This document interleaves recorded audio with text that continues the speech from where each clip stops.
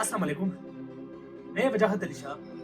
चंद साल पहले की बात है, हमारे हरिपुर में इधर 5 भाई थे और उन्होंने एक दूसरे को मार दिया।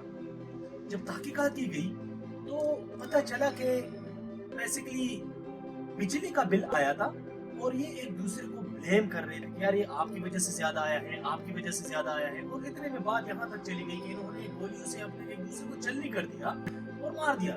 रोड पे पड़ी थी सबकी लाशें, न्यूज़पेपर में भी ये बात आई थी और फेसबुक की भी जीनत बनी थी। तो मेरे लिए बड़ी शॉकिंग न्यूज़ थी कि यार 5 भाई इस तरह कैसे एक दूसरे को मार देते हैं, वो भी सिर्फ बिजली के बिल पर। तो मेरा एक दोस्त है, हमारा एक ट्रेनिंग सेशन उनके साथ हो रहा था लाहौर में, तो मैंने उनके साथ ये वाकया शेयर किया। तो उन्होंने कहा कि यार बिजली के बिल पर कभी भी कोई बंदा एक दूसरे को नहीं मारता। तो मैंने कहा यार ये न्यूज़पेपर में ये बात आई थी, फेसबुक पे हमने कंफर्म किया था। मेरा एक दोस्त है, हरिपुर का रहने वाला है, उनसे मैंने पता किया, उन्होंने कहा कि हाँ वाकई इस तरह है। मैंने कहा यार ये कंफर्म न्यूज़ है मेरे पास कि वहाँ इस तरह वाकया हुआ है। तो उन्होंने फिर ये बात रिपीट कर दी कि कभी भी बिजली के बिल पर कोई एक दूसरे को जान से नहीं मारता।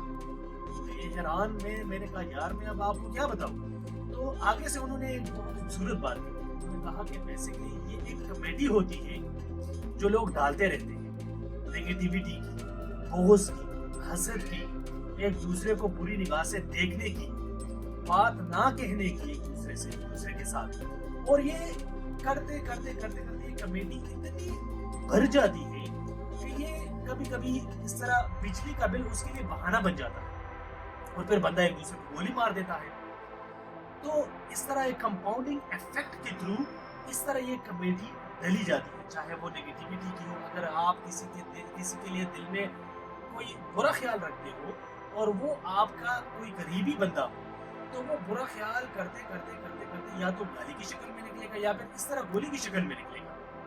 तो इस तरह पॉजिटिविटी भी इस तरह काम करती है। अगर आप अपने आप को मुस्बित रखोगे, अगर आप अपने हालात के हवाले से अपने आप को मुस्बित रखोगे और अगर आपकी सोच में पॉजिटिविटी होगी और आप अपने सर्कमस्टांसेस के हवाले से ऑप्टिमिस्ट रहोगे, तो आपके इर्द गिर्द हालात, आपका ऑरा भी उसी तरह का बन जाएगा।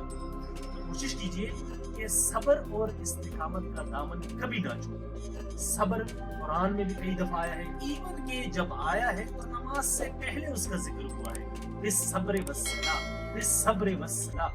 तो कोशिश करें कि सब्र का दामन कभी हाथ से जाने ना दे।